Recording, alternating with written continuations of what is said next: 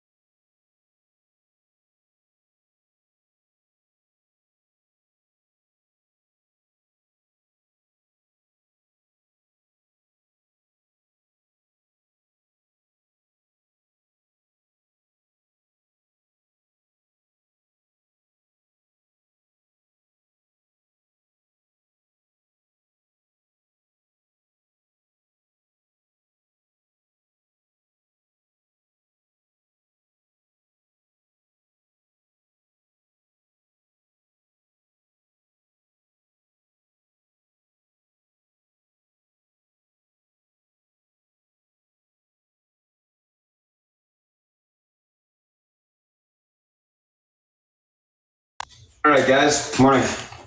Welcome to the pre-market analysis this morning. Opening it to YouTube. Usually we do this on Wednesdays, but today we had to do it on Thursday this week. So what's going to happen is once I'm done speaking, kind of doing the intro here, Beth's going to come on. She's going to give you a breakdown of the macro environment, any news catalysts that happened overnight, as well as a breakdown of the commodities and some bigger picture outlooks on the FANG and the SPY.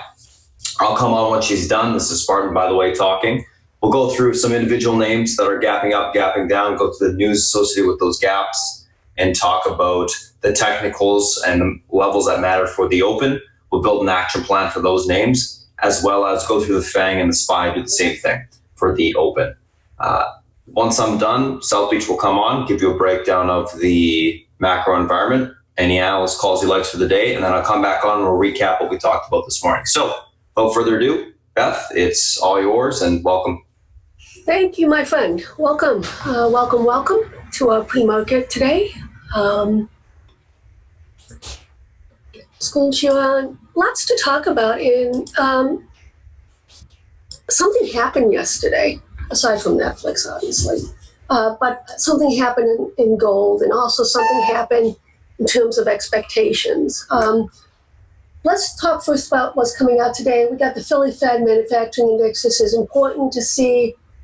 I don't even know right now if it really matters about, we know that minimum 25 basis points at the end of the month. And we do have Bostic talking, Williams talking. Also, South Korea cut their rates overnight. This is the fourth largest economy in the Pacific Rim. There's a lot going on in the Pacific Rim, guys. In terms of, and when with China, with their slowdown, we are seeing across the board the neighboring trading partners having a really rough time. Okay, so we know for a fact that things are a lot worse in China. We'll have to discuss whether that really matters right now in terms of trade or not. Okay, But with that said, what happened? This is what happened yesterday. And this is what allowed gold to screen expectation change, guys, for at the end of the month. This was sitting at around 92%. Okay, and with the earnings coming out, data coming out, it's now starting to switch and move towards, now there's a 35% probability that there's going to be a 50 basis point cut. Notable, right? It's all about expectations right now.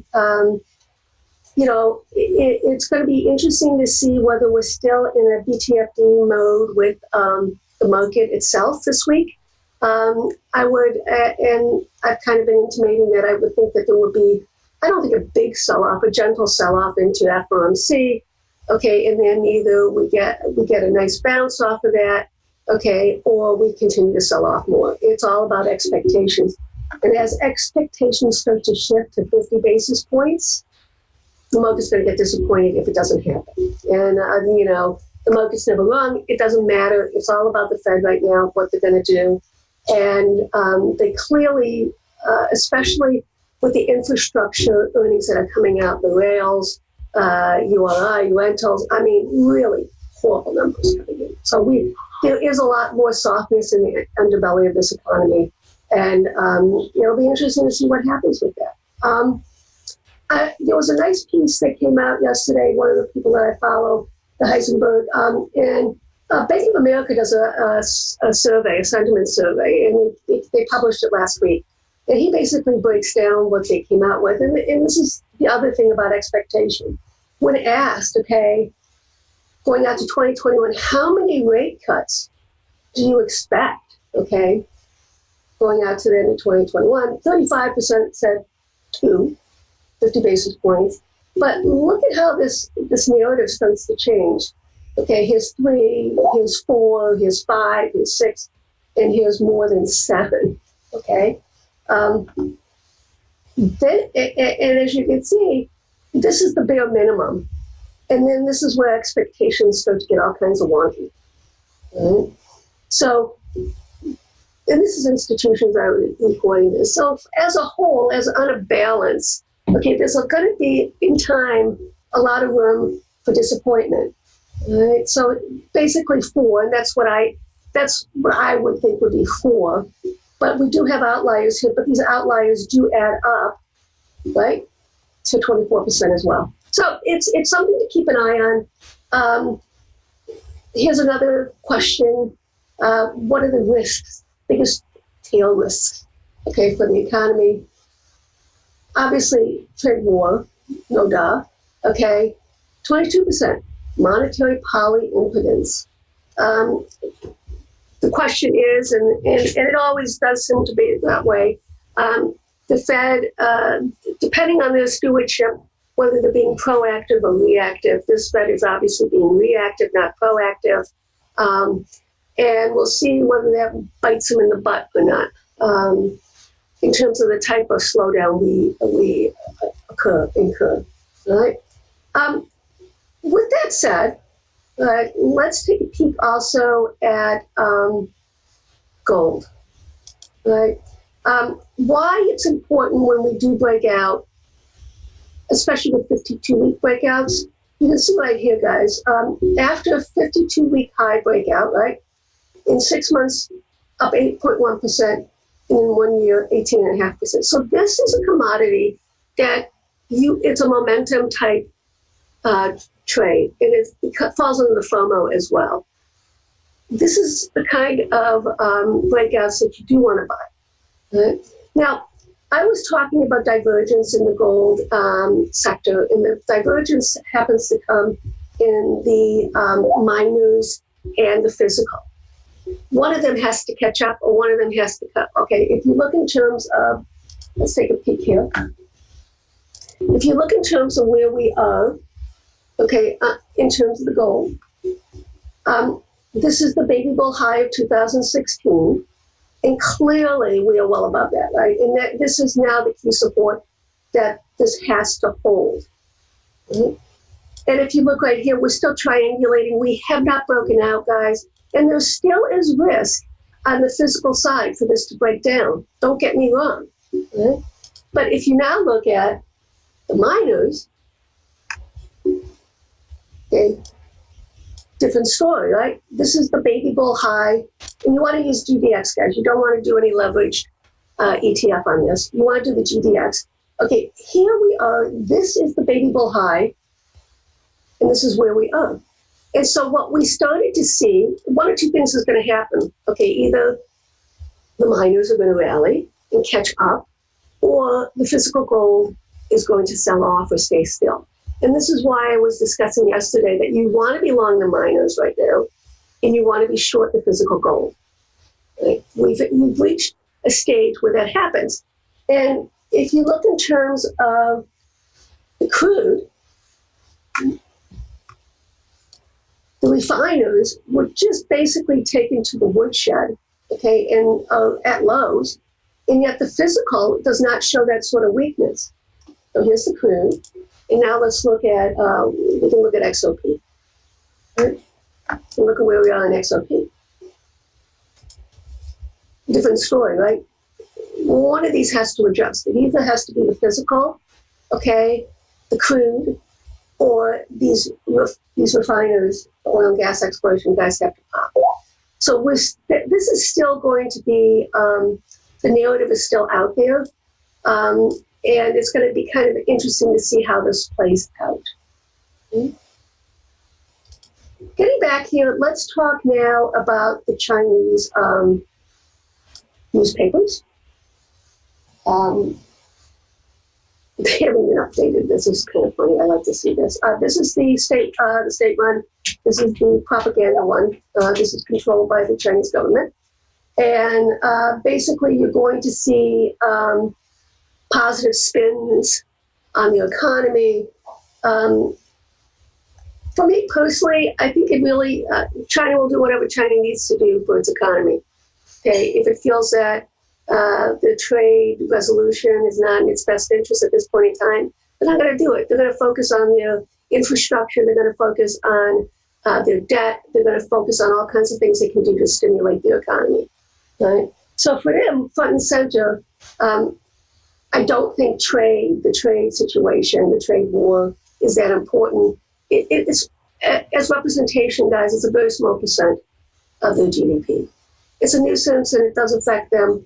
Okay, we've already seen U.S. businesses moving out of China and basically going to the surrounding countries there.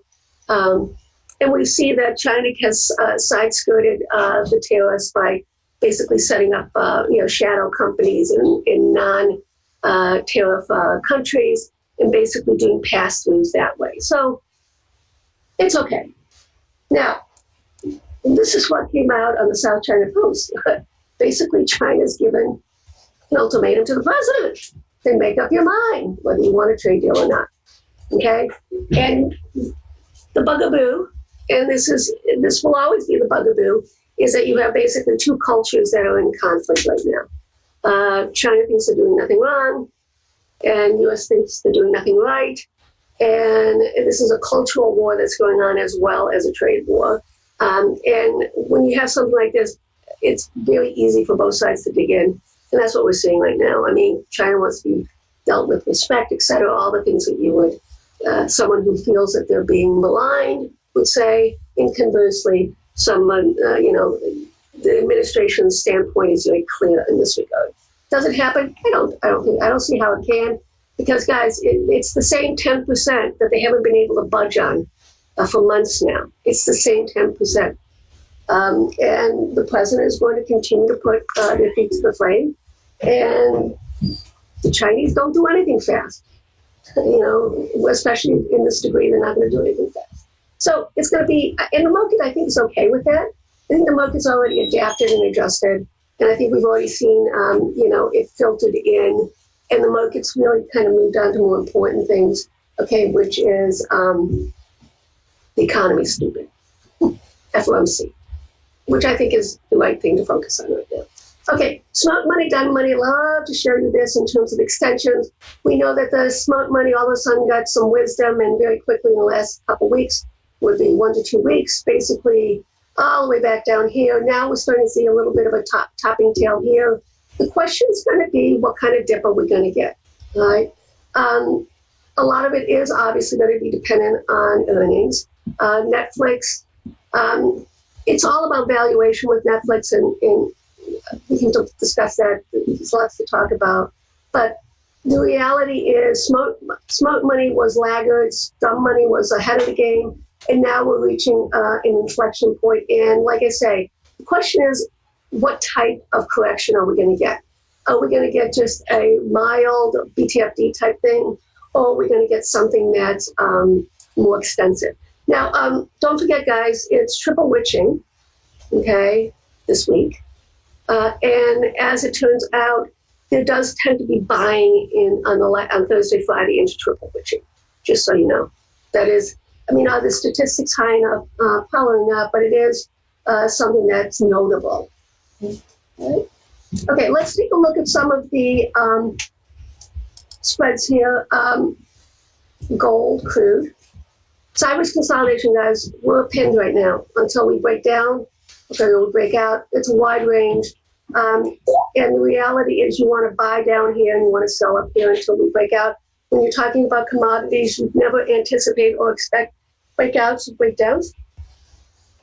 You let them show themselves, and this is when you start to cover if you're short the crude. And this is where basically you would cover if you're long the gold. And this is the physical ETF. Okay. Let's take a peek at the Chinese market. And remember, I really do believe that they probably will do a cut by the end of this week or beginning of next week. They telegraphed that they would be proactive with the U.S. I don't know if they're waiting to see the size cut of the U.S., whether it's going to be 25 or 50, but obviously they're going to be cutting. This is not what you would call the scenario that we had in the beginning of the year is no longer there. This is actually not what we want to see in terms of the Chinese market. Do I still think in the next 1 to 2 years their market will outperform ours? Yes, I do. And that's just a function of opening it up to investors.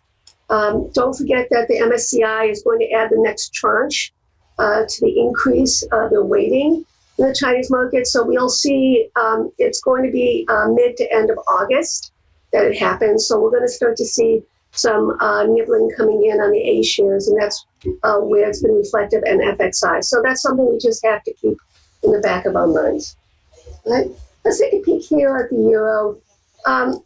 This European Central Bank, okay, does not want their currency strengthening, and they will do what they need to do, and they're being very proactive about it. And we discussed this yesterday, whether the Fed is going to start taking a policy stance or telegraphing a policy stance regarding the U.S. dollar. It would be considered unlikely. It is possible, but it could be a notable event that could happen. And it is really, in terms of gold, for the real juice to happen, in terms of extensions, you would expect the U.S. dollar to start to come in a bit. And with if they telegraph multiple cuts, I think that'll have the same impact. And the reason being is that the U.S. has obviously more room to cut and ease than Europe does, as well as China, Pacific Rim. But I mean, look at Japan. I mean, it's been negative interest rates for a long time. And Europe, as well as Asia, is buying U.S. Treasuries. Why? Because of the yield, you know. So we'll see what happens with that. Okay. Let's take a look at, this is the dollar index. Okay. U.S. dollar and gold. Okay. The narrative is already set. Sideways consolidation. Okay. We'll see what happens whether we break out or we break down. But this is going to be one of the key factors for gold, just so you know. All right, let's take a look at the 10-year, back well above the 2%.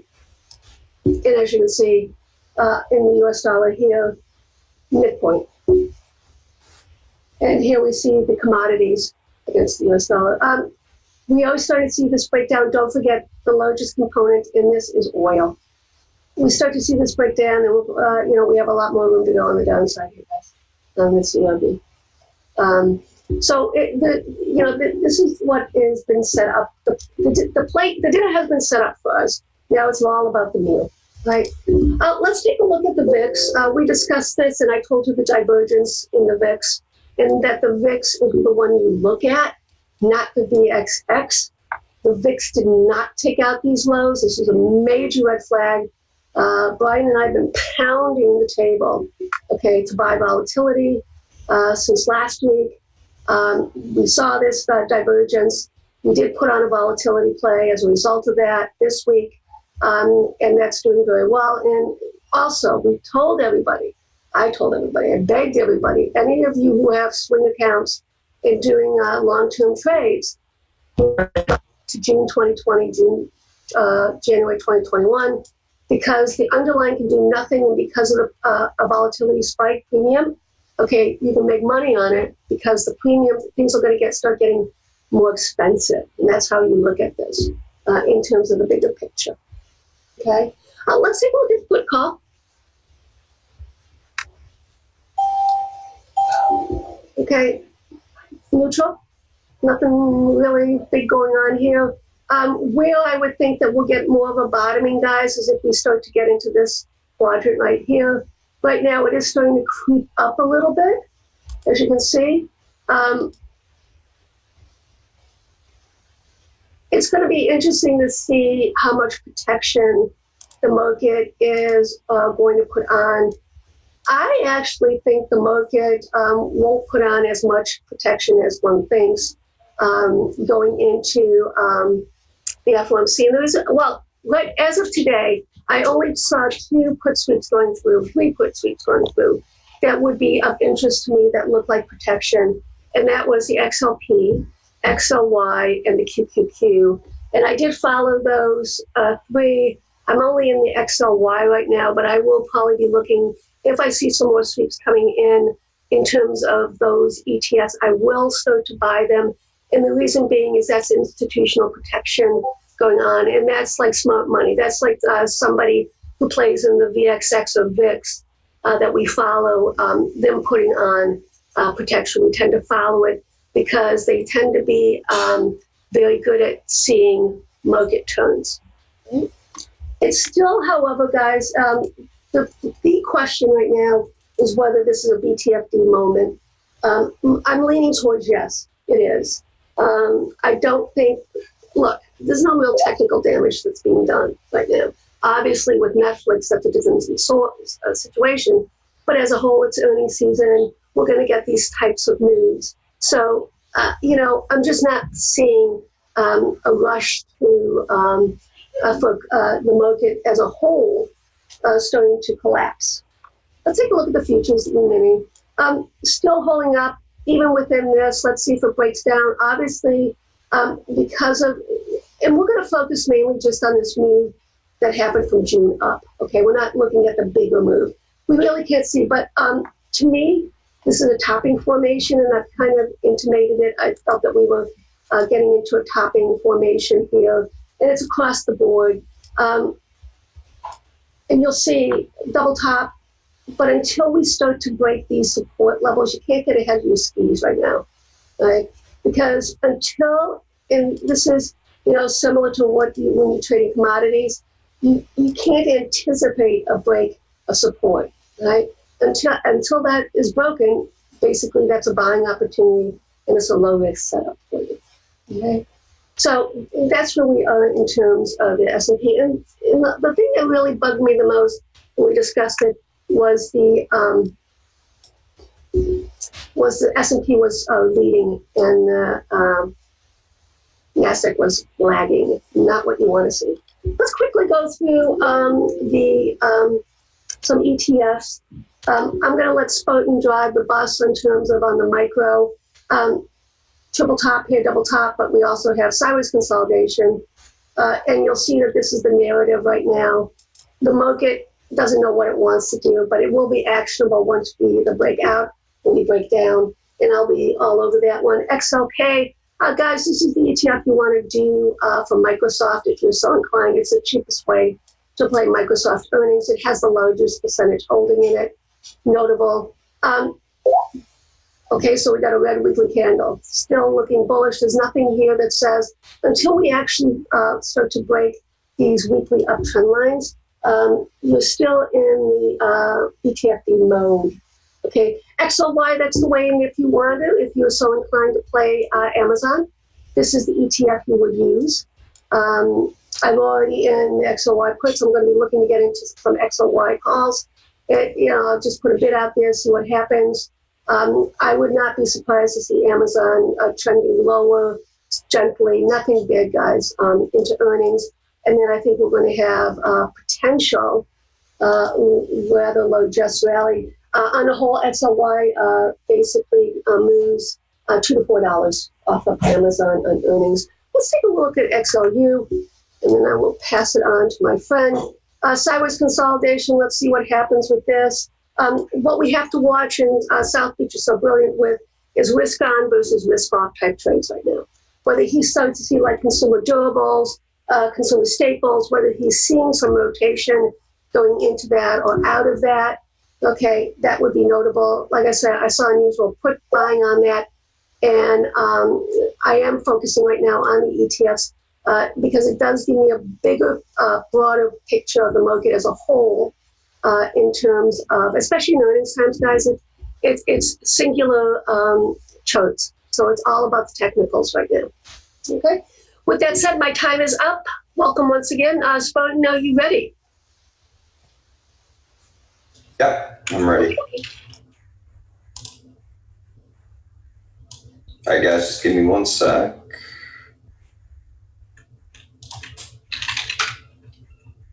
Just loading some stuff up here. There you go. Okay. Let's get that screen share up.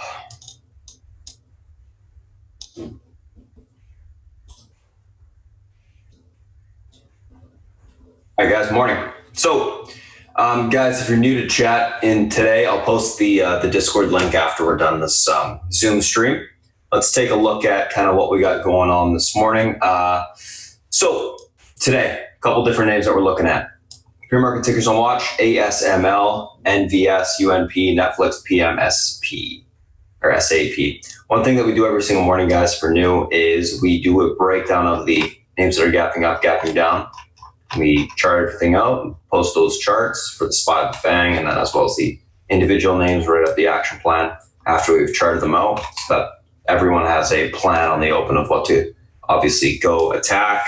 And then obviously I will guide on the open what happens. So this morning, ASML, NVS, UNP, Netflix, PM, and SAP earnings season. So most of the things we're playing, well, everything we're playing today is earnings. ASML, earnings beat EPS, revs in line, Q3 guidance raised, 3.36 billion versus 3.11 billion. I thought I would highlight that, decent raise.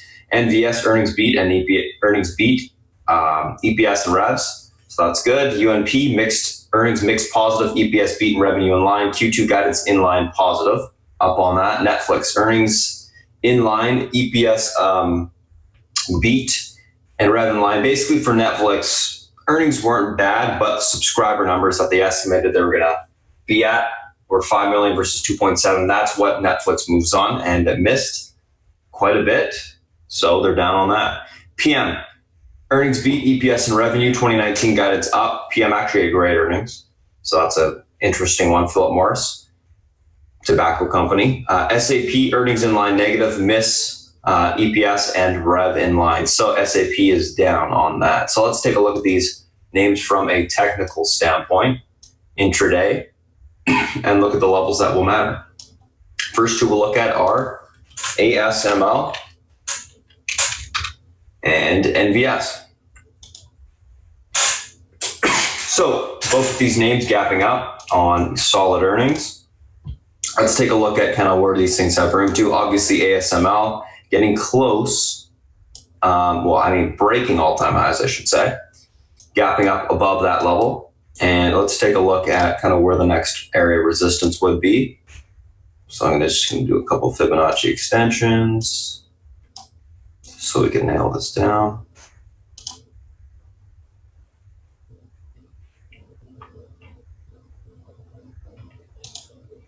Okay.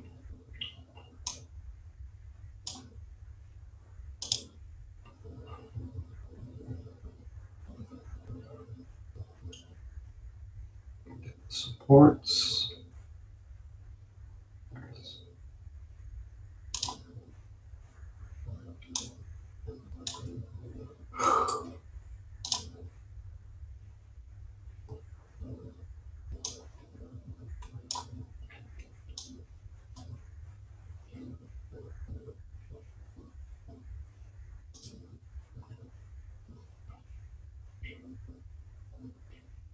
Should be good, but I'm going to do a big one. Okay, that should be good. Alrighty, so I'm just going to draw some lines in terms of support resistance, and then we'll go through these charts.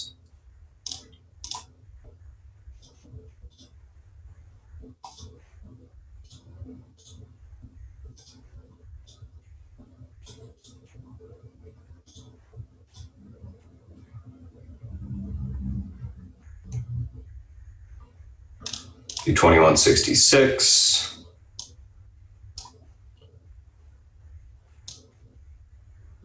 Just going to go intraday for a second.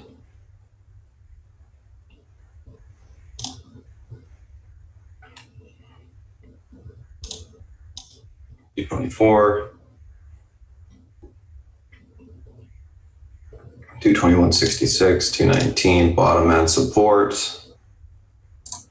Synchronize. Okay.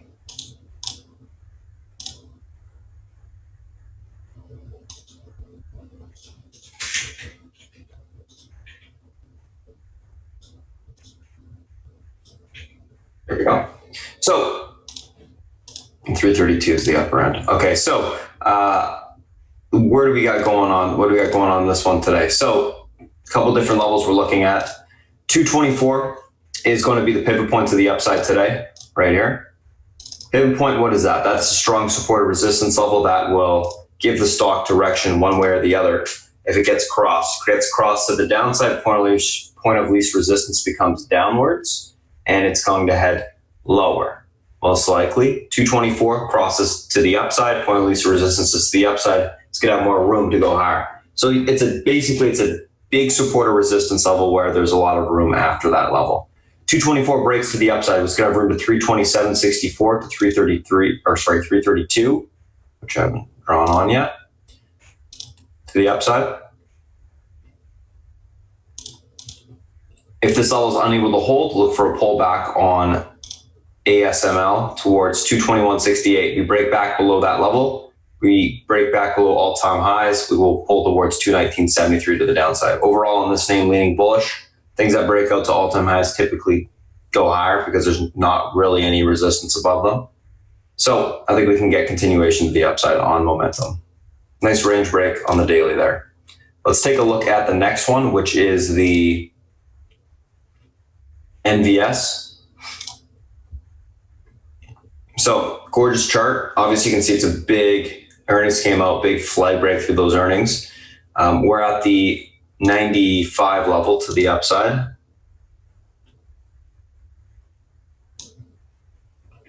So a little bit of resistance right there, 90, 94, 94. Obviously that 96.30 level. ASML has room to 227.64 on the cross of the pivot here, guys. Just be aware of that. In the pre-market, if you do want to play it long.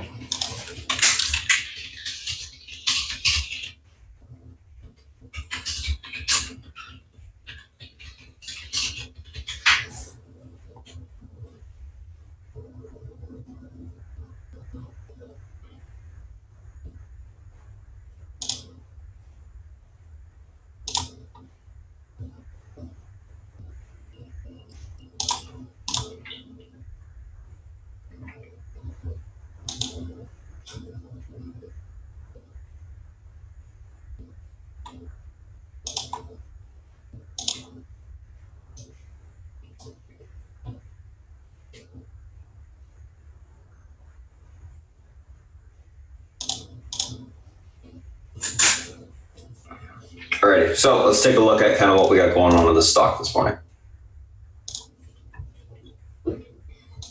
Pivot point 94.94, upside resistance 96.30 to 97.07 to the upside. Unable to hold the 94 level. Look for a pullback in this name towards the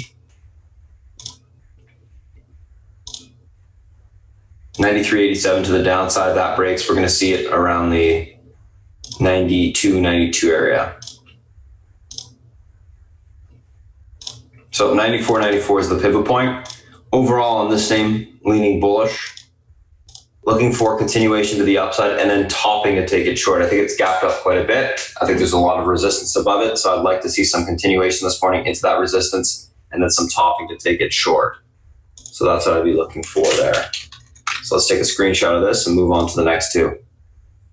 That's ASML and NVS.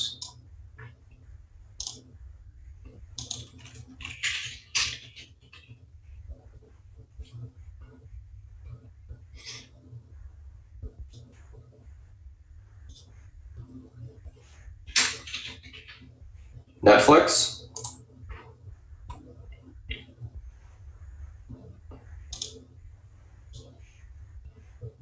So Netflix and, not Netflix, UNP and Netflix. UNP, Netflix. Next two. So Netflix, these are all my levels over the course of time, guys, that are on the chart. I'm going to get rid of them in a second. I'm just going to look at, because everything's pre-marked anyways, at where my levels are. I'm going to do it on another chart.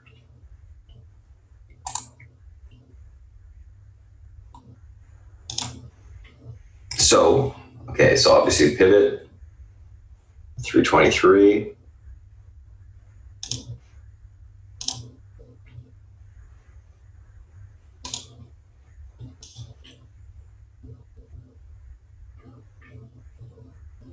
$231.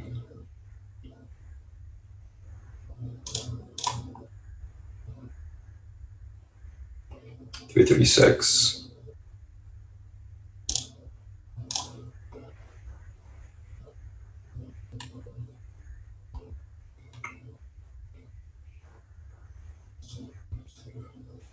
And then 311 and 306.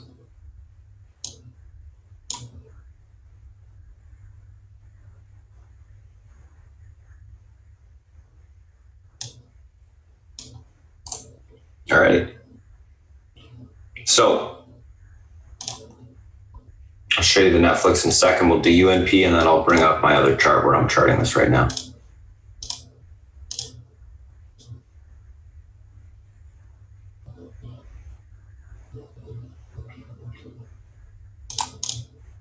Six. All right. So let's take a look at UNP. UNP today. Stock's gapping up on earnings, mixed positive, EPS beat, revenue beat. Guidance was up for Q2. Stock's gapping up a little bit towards 170 to the upside, basically back towards the 50 EMA on the daily. It's literally right at it right now. Let me just zoom in just to see exactly where it is. So it's a little bit lower. Literally it's 170. So 170, pivot point to the upside today. This level is able to hold. We should see, or break, I should say, to the upside. We should see continuation into the 171.27 area and then into the top end resistance of 172.24. Unable to hold, we look for a pullback off of 170 towards 168. That breaks, we see 166 to the downside tested. So looking at the intraday chart, we can see our levels. I'm actually going to go one step further out on the, get rid of this level right there, that 171.50. We're going to keep 172.44. There's another level at 174 that I wanted to use, but I didn't.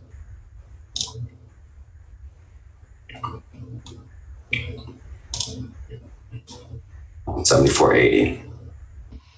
So 170 breaks to the upside. We should see continuation towards 172.44. That breaks. We can see 174.79 to the upside. Unable to hold, look for a pullback to 168.19 to the 166.09 area, basing down there to take the stock long. Overall leaning bullish, looking for continuation higher. It sold off into earnings. Whenever stocks sell off into earnings and earnings come out, they're positive, you typically see a squeeze to the upside. So that's what I'm going to be looking for there. Netflix. So I'm just going to bring up this Netflix chart so we can use it with the screenshot here.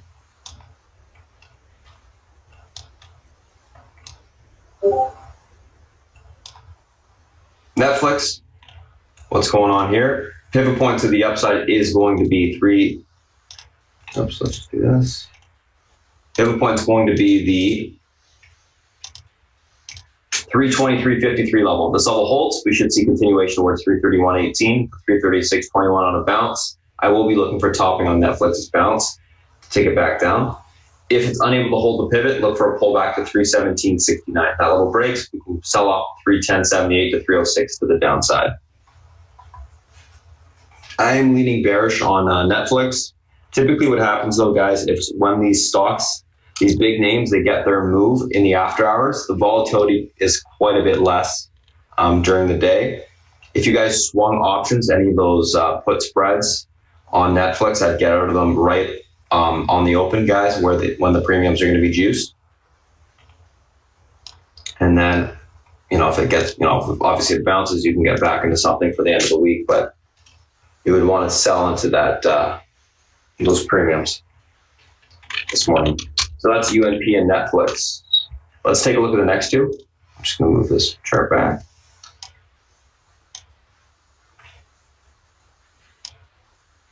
Next two are PM, Philip Morris, and SAP. Philip Morris, solid earnings beat today. SAP, not so much. So Philip Morris, nice beat. Earnings guidance raised as well for next quarter, Q3. And I love the chart on the daily. Gapping up off the lows, or not off the lows, but continuation to curl, breaking the flag to the upside now. That earnings are out. And it's got some nice room. 83.60 pivot point to the upside. 84.53 resistance. This is an awesome one to play on the option side, by the way, guys. Usually cheap options. And coming off of earnings, it does have some room.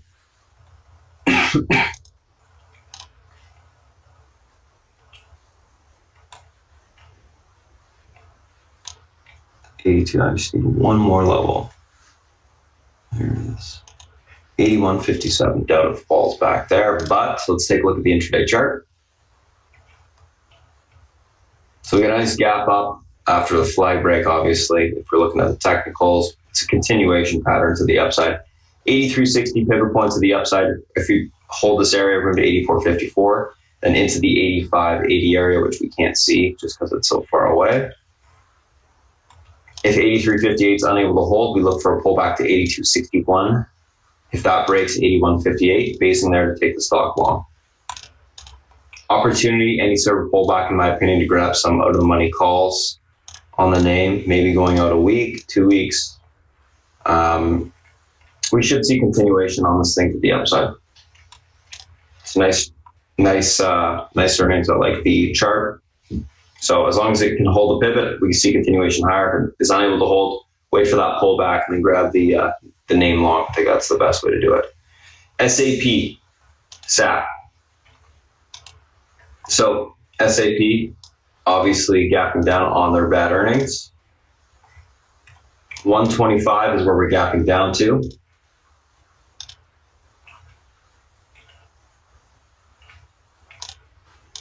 $124.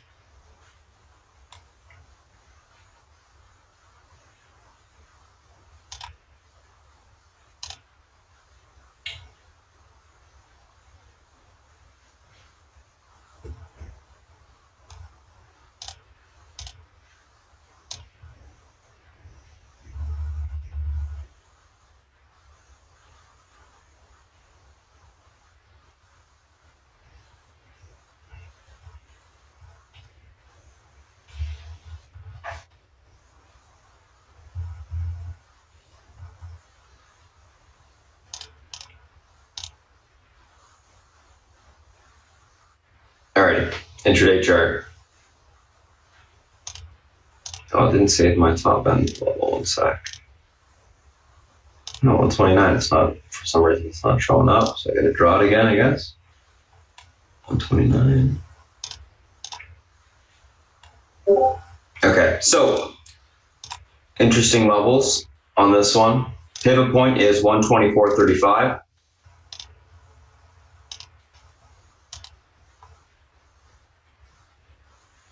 $124.35. This level holds. We should see continuation back towards 127.25 to the 129 area, topping there to take the stock short. If it's unable to hold the if it's unable to hold the 124.35 area, we look for a pullback towards 122s. If that breaks, we got room to 119 to the downside. So that's what we're looking for in SAP. I'd be looking for a pop topping, take the stock short. I think the chart on the daily is broken. It's below the 50 EMA, so we should see continuation to the downside. So that is PM and SAP. So that's what we're looking for there on these names. Typically, guys, there are some, just an FYI, because all these names that we're looking at today are fairly large price. That's not typically what happens every day. We do have usually cheap, some stocks between $1 and $10, between, 20 and 50, a couple of those names. Those are typically my favorite to place. That's what I always look for. However, didn't see much of those gapping up. There's like one right now, SFET, small stock that's running. Typically these more so happen during the day rather than the morning. Usually in the morning they pop die out. So just an FY in that regard, as well as it's earnings season. So you don't get a lot of these small stock runners like you do outside of earnings season. Most of the focus is on these types of names. So just a quick FY in that regard. SPY. Let's go through the SPY and the FANG. Market gapping down. 297.15 is your key pivot support today. This level holds. We should see continuation back towards 298.45 to the upside. If that's reclaimed, we can see a further push. 297.17 unable to hold, room down towards 296 today. I think it's going to be range bound. One thing about the market here, guys, is it's massive support on the daily at that 297 level. If that does not hold, market is going lower. And what I mean by lower, I mean 295 and then 292. It's breaking a uptrend support level, and as well as the short-term uptrend. It's a huge support to be testing here today. So make sure to be watching the VIX, using some puts to hedge longer-term positions, etc. If you do have them on, if that level is unable to hold up this morning. 297, big level, 297.17, breaks, room to 296. If it's able to hold, room to 298.50. One thing as well, I haven't played the SPY up to the downside for probably a long time. I don't know, maybe like 3 or 4 weeks. There's the odd day where I'm doing it. I'm doing it every single day, which means volatility is coming back in the market. That's what that means. When I see there's room, I'll play the SPY puts because you can make money on them. And what that means is volatility is coming back in, which means support levels are breaking on the market. So just a quick little note in that regard. Amazon. It has room to 1964 this morning. There's one level I want to put up. It's 1995. 1995 is the key pivot to the downside today. If it's unable to be reclaimed this morning, you got room to 1964. If that breaks, 1952 to the downside. 1964 is reclaimed. We got room back to 2007. If that's reclaimed, we can push a little bit further. Watch for the retest of that level this morning. A rejection would mean that Amazon is going lower.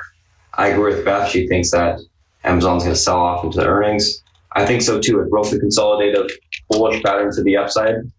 It broke the consolidative bullish pattern to the downside. It broke the support, which means that it's got room lower. Apple surprisingly holding up well. 204.55 is your pivot today. This all holds, room back towards the 206.11 and 206.80. Unable to hold, 202.20 will be tested to the downside. Apple's chart on the daily is still strong, holding EMA support. But that could change today. So watch that 204.55. Unable to hold, 202.20 will be tested, and then we can sell off further towards 260.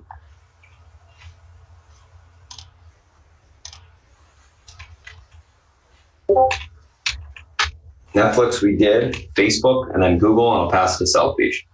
Facebook, 260 is your key support today. If this level breaks, you got room all the way down towards well, first of all, there's a little bit of support right here we need to outline.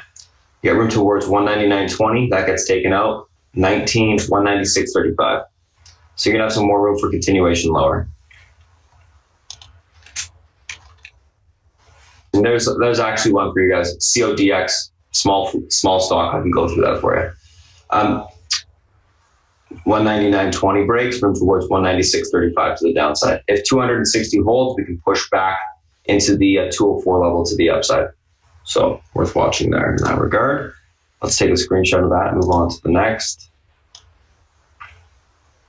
which is Google.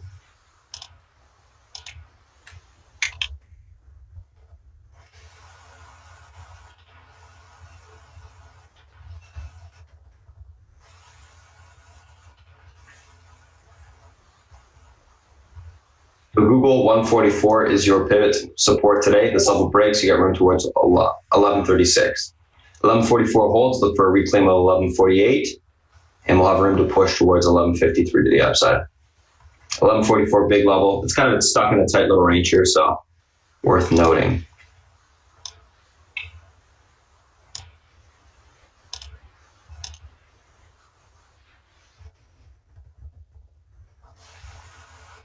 Quick little note on this Codex. So beaten down name Codex. Obviously gapping up quite a bit. We're talking, like 100%. Key resistance to the upside, obviously the 178 levels your pivot to the upside. Holds 221, and then you'll be looking at the 250 resistance. Unable to hold that level, 178 is probably going to sell off. Fill the gap. Only way to play this Codex, guys, is on the break of the flag this morning.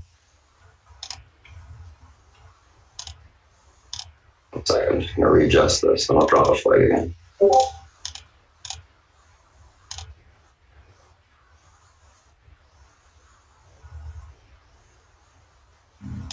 There you go. So that Codex, 180 holds, a room towards 220 on the flag break, and then 250, and then you can see continuation to the upside there. So watch that level there. Anyways, but that's it for the morning, guys, in terms of the individual name SPY FANG that we're looking at. I'm going to pass it over to South Beach. He's going to come on, give you a breakdown of any analyst calls he likes for the day. And we'll go from there. South Beach, if you're ready, it's all yours. Good morning, everybody. Happy Thursday. FYI, I will not be in tomorrow morning. I hope to be back by 11 o'clock or so, but I have some medical thing I have to take care of, and that be that. Just getting my thing to populate here. Anyway, so we have the China thing coming to a head, right? You know what I think?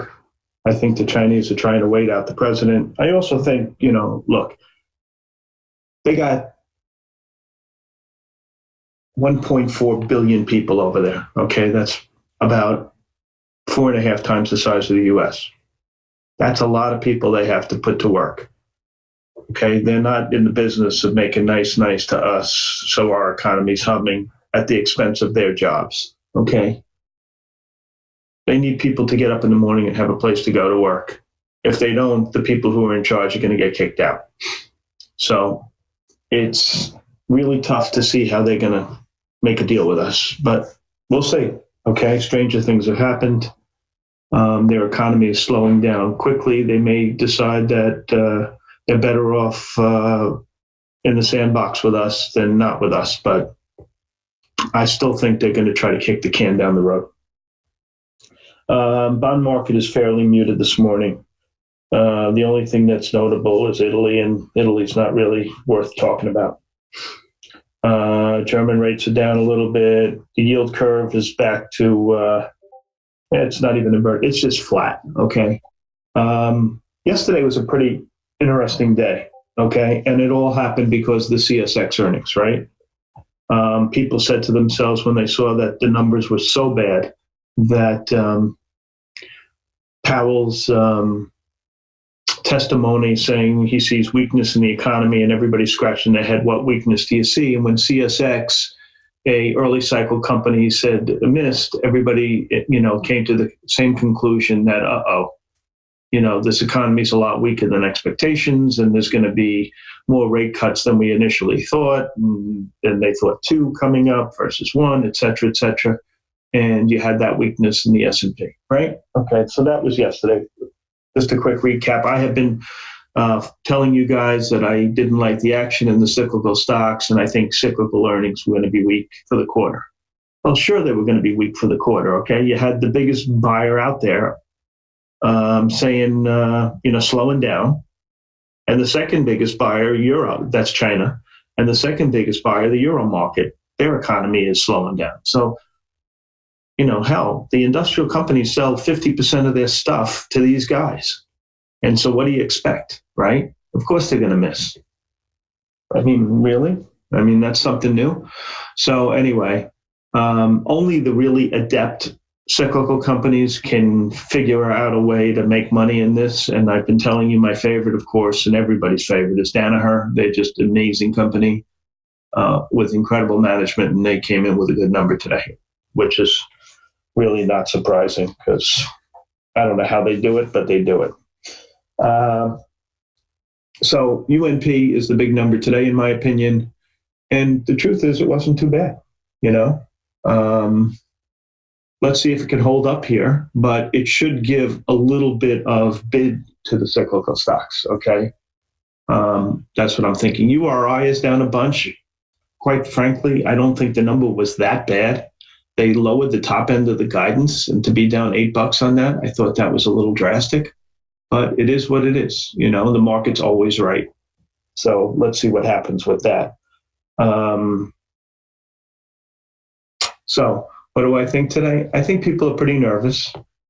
I think the cyclical stocks could be, a place, still a source of funds for portfolio managers. I think portfolio managers are underinvested. Okay, so they'll put a bid to the market.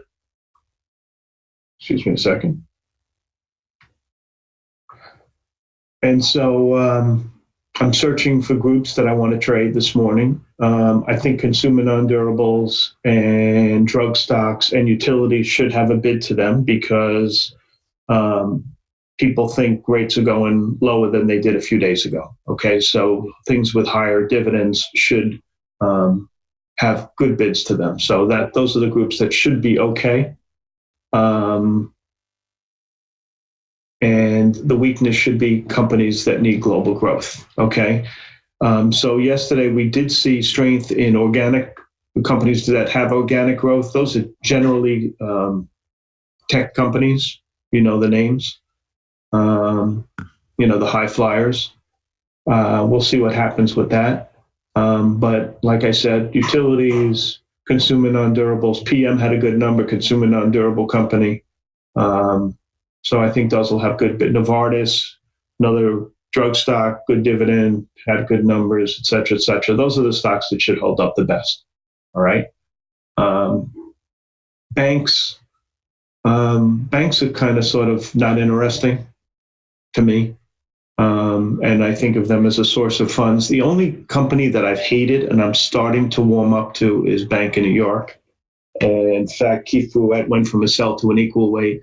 The reason I'm kind of sort of warming up to it, even though I don't like a lot of it, a lot of things that they do, is the fact that they have amazing management. They got the CEO from, I think it was either Visa or MasterCard. I forget which one. I think it was Visa, to come over here because he couldn't live. His family's on the East Coast, and he's an unbelievable CEO. And he wanted to be in New York, had to be on the East Coast. So he gave up that unbelievable job to take the CEO helm at Bank of New York. And if anybody can turn things around, it's that guy. So I kind of sort of think this one may be all right. As far as the regional banks, I don't understand how they're going to make money. plain and simple. A clear sign of that was who missed. MTB missed. MTB is like a really well-run regional bank, and for them to miss, thanks. And for them to miss is, it means all the other guys are going to be crappy too. Okay, because these guys can figure it out. No, they usually figure it out. So that's that. Let me go over some research that I thought was interesting. There were a couple of things that I thought were really cool this morning, actually. What side should I do first? Let's do the short side first, okay? MGM was downgraded by Morgan Stanley. They think they're going to miss the numbers, but that was okay. What else? Qualcomm was downgraded by Lehman. They think that this lawsuit or whatever's going on with their proprietary stuff on 5G is going to take a year to figure out. So they think it's dead money. I think that's a reasonable expectation. This one I thought was really kind of a cool call. EXP was downgraded from buy to a hold by Jefferies. And the reason they downgraded was because wallboard weakness. And so if you look at that one, you say, okay, wallboard weakness, right? Which means building is slowing, which means the home builders should be kind of sort of weak, right? And you can go on to that and say, okay, a lot of these cyclical companies that supply the homes are going to be weak. And so that whole area of the economy is, you can project out and say, okay, so if wallboard's weak, wallboard's, a really, early cycle thing that tells you what's going on. So I put like 4 stars next to that call, all right, because it projects weakness in a certain area of the economy that's mostly domestic, all right? So maybe things aren't as strong here as they think, all right? So I'll be watching that. I'll be watching how UNP acts this morning. That's very important to me. So those are 2 things that on the short side that I thought were real standouts. On the long side, MU was upgraded in 2 spots. Reason being, they see DRAM shortage, and that's because there's Samsung and Hynix are having some kind of problems with their plants. I kind of think that's transitory. So I think Micron may have a good quarter, but I think, I didn't know that they were having problems, and now you know why Micron's been acting well. I didn't know that. That was news to me. So I thought that was interesting. Then there was another call in CarMax out of Bank of America. They raised the target really high. Like I think they said 150. And I thought that was a good call in the fact that they're going from a brick and mortar model to an omni-channel model, and they think they deserve a higher PE ratio. I thought that was a smart call. They like race also. The Bank of New York, I told you, Keith Brouette, and that was really the calls that I thought were interesting. Let's look at the IPOs, okay? There's a slate of about half a dozen of them. Let's see. There are two that I think are good. One is AMK, 12.5 million, priced at 22. JP Morgan. I think that one's good. And I think this, what's the other one that's good? PHR, Fresia, whatever, 9.2 million at 18 from JP Morgan. I like this one. They facilitate billing and manage. It's software for doctors' offices.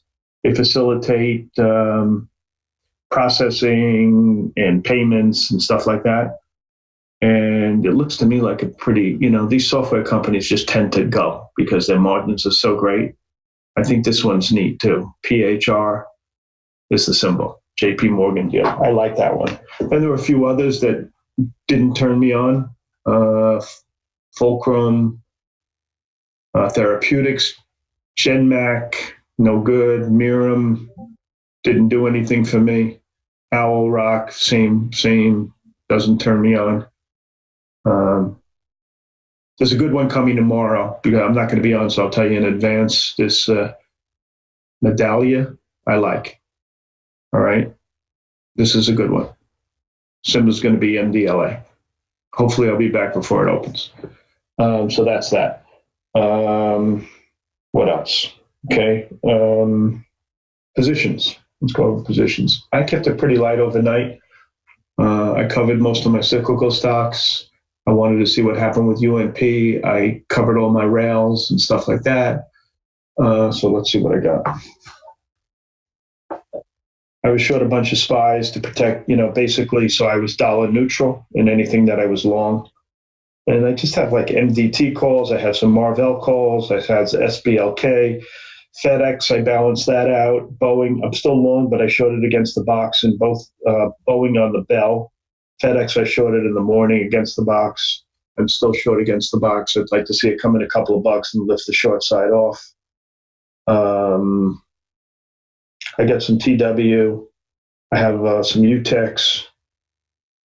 I bought some VIX calls. What else? I flattened out. I had a good day, and I said, you know what? Let's just walk away and see how the dust settles.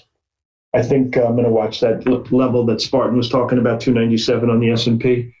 If you look at the charts, they're still positive, but you can see on the daily, the S&P trying to roll over a little bit. I'm not convinced, but I'll watch that very carefully. And the other one was what? The NDX. Let's see.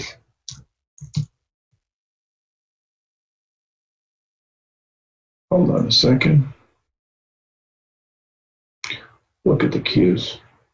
Yeah, they're all basically the same. It's still fine, but it gives me a little bit of pause. They've had a great run, so they're entitled to come in a little bit. So the market looks okay in that respect. Let's see if I wrote anything down to talk to you guys about today.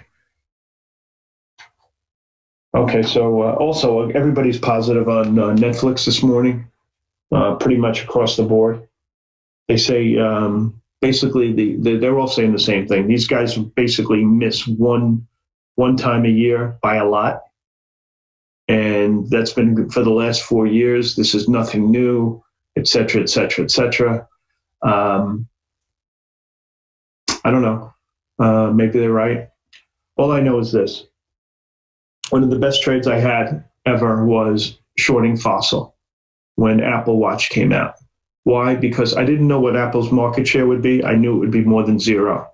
And I knew if they took market share, they'd be taking it at the expense of Fossil. Okay? So this situation when you have Disney coming out with streaming and there are a few other streaming sites coming on and Roku's out there, et cetera, et cetera. I'm asking myself, is this game big enough for all these guys? Are people going to have more than one streaming service? I don't think everybody is, and that's probably why their U.S. Subscriber account was down. So I'm not convinced that Netflix is good. I think these guys are kind of sort of wrong. I mean, am I going to short it? Maybe. All right, I'll use Spartan on this because he's great at these like crazy momentum stocks, volatility stocks. But in the back of my head, I'm saying maybe the game changed a little bit. Is Netflix really that great? I don't know. You got Amazon, you got Disney. Do you really need their stuff? I don't know. But it's cheap. It's what, $12 a month or something like that? So I don't know. I wouldn't buy it, I'll tell you that much. Do I think they bring the market down into the FOMC and try to force them to cut rates? Good question. They're going to cut rates, newbie. And I think, yes, probably, put it this way. I think the best case scenario for the market is staying at this level prior to the FOMC. I think you're going to get a lot of pushing and pulling with a slight downward bias. So I kind of think you make a good point. So, yeah, I think that's true. Plus, you had a lot, the beginning of the month, the end of the month, you had a quarter end, you had all those things that validate buying. I think the main thing that's going to create buying is the hedge funds and so forth are underweighted. I think that's the main thing. But like I said, just to go back, UNP is the key to this market, in my opinion. Oh, and the Apple call, I didn't tell you about that. Raymond James, I love these guys. I think the best research house, and they upgraded Apple with a 250 target. These guys are just money. So I think that was significant. All right. SAP also missed badly. Look at enterprise software stocks, guys. They may be weak today. All right. SAP is a pretty good company. All right. So I'll be watching that as well. Any other questions before I hand it back to Spartan?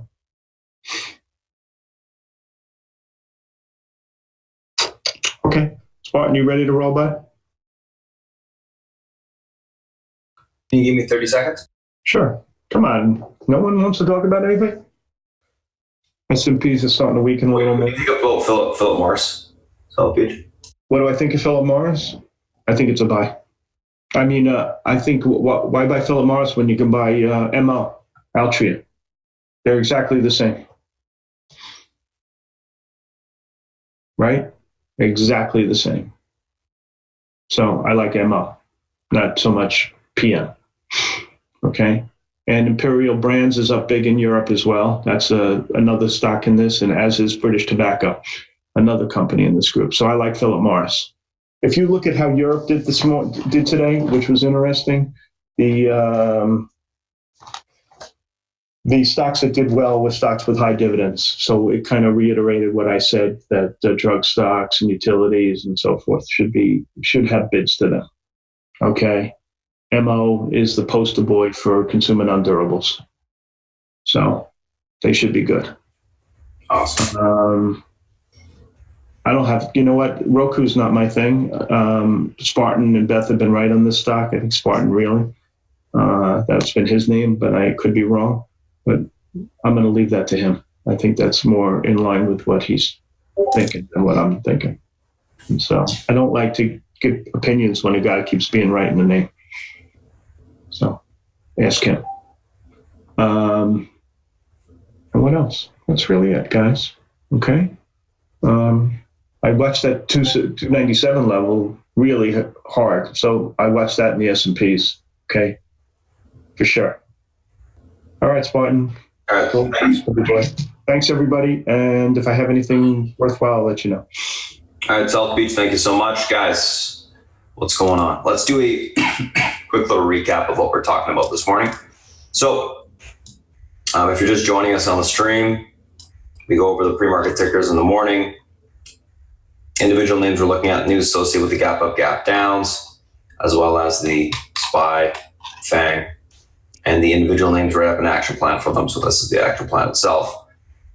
Besides this, you guys can't see this, but Beth is giving us the options plays potentially for these plays as well. So you can take a look at that right now.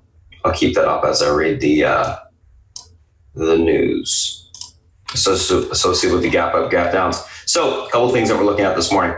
ASML earnings beat, EPS positive, rev in line, Q3 guidance raised, 3.36 billion versus 3.11.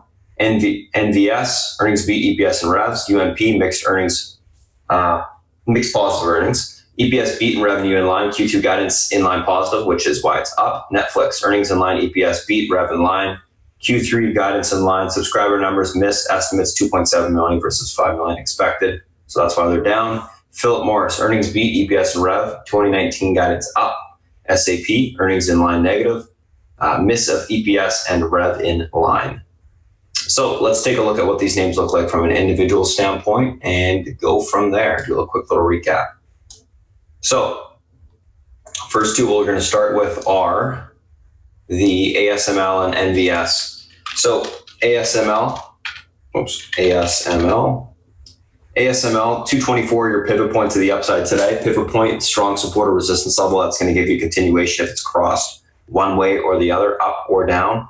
In this case, 224.05, your pivot to the upside. If it breaks and holds, 227.64 will be the resistance that we test to the upside. That level breaks, we're to 332. 224.05 unable to hold, look for a pullback to 221.68 to 219.73 and basing down there to take the stock long.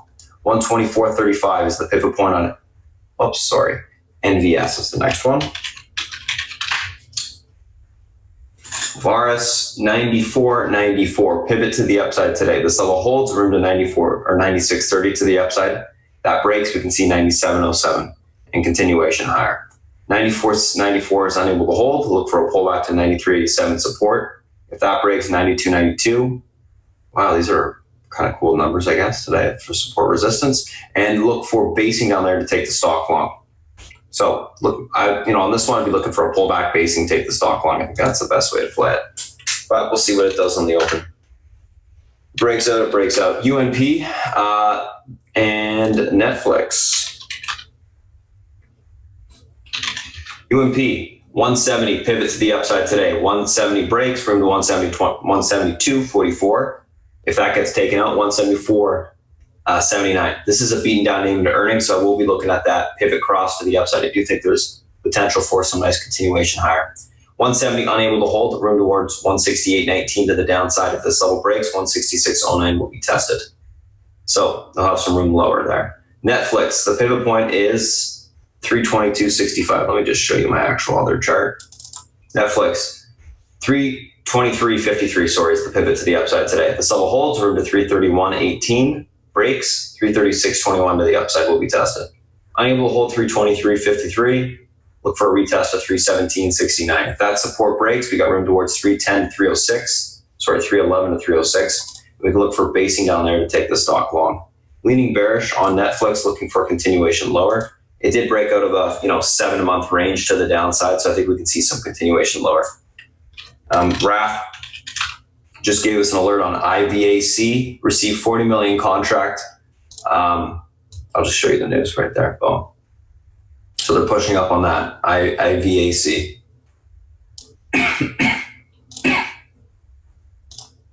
Real quick. 532, 572. 6, 532, 572. Resistance points.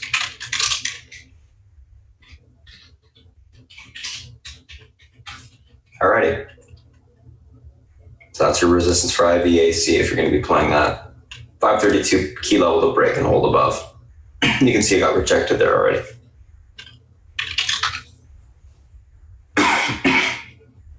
Okay, next two, Philip Morris and SAP. Philip Morris, 83.58, pivot to the upside today. This level holds, room for continuation at 84.54. We take that level out, we can see continuation at 85.80 to the upside. Awesome one to play on the option side. 83.58, unable to hold, look for a pullback to 82.61. If that breaks, 81.58 will be tested. We look for basing on there and take the stock long. SAP, last one, 124.35, pivot to the downside, which is holding. If it holds this morning, 127.25 will be tested back to the upside, and then 169.12. Look for topping there, take the stock short. 124.35 breaks, room towards 122, and then into the 119s to the downside. So we can see further continuation if that breaks lower. So that's what we're looking for on PM and SAP. Let's take a look at the SPY and the FANG. SPY, 297.15 is your key pivot to the upside today. This level holds, room to 298.50. This level breaks, room to 299.55 to the upside. Unable to hold 297.15, look for a pullback into the 296 to the downside, support. Well, overall on the SPY, I am leaning bearish. We're below the downtrend. It's testing this pivot support, 297.15. That level breaks, we will see continuation lower. So watch that level this morning. Big level. I would go after probably like 296 puts because it could get continuation through that level. They're going to be cheap. Plus, day out, we got some time. Apple. Don't freeze on me. Oh my goodness, no. I think my platform just froze. Give it another second and then. Yep. I use DOS for the last bit. Dang. Apple, 204.55 is your pivot to the upside today. This level holds. We got room back towards 206.10 and then 206.80. Unable to hold, room to 202.20 to the downside.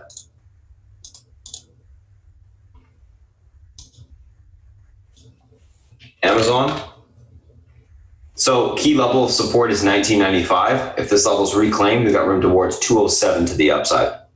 Unable to hold 1995 this morning on a retest. Look for a pull towards 1964 to 1953 to the downside. That's what we'll have room to. Facebook, 202.60, pivot to the upside today. This level breaks. We got room back towards the 204s. Unable to hold it, room lower into the 19. Oops, secs. Let's actually go back a sec here. Room lower into the 199.20 area. That level breaks. We see the 196 to the downside. Last but not least, Google. 1144 key support today. That level holds, room back to 1153. Unable to hold, 1137 will be tested to the downside. So that's it for the SPY, FANG, and individual names that we're looking at today. We're going to cut the stream off here, and it will be obviously posted on YouTube for the, if you want to watch the recording and all that stuff. So if you guys are just joining us this morning, thanks for popping in. Appreciate you guys coming in and checking us out. We do this every Wednesday, but this week we had to do it on Thursday. So anyways, that's it for today, guys, in terms of that. And I'm going to get ready for the open with my group. All right, guys, let me just, might have to reload.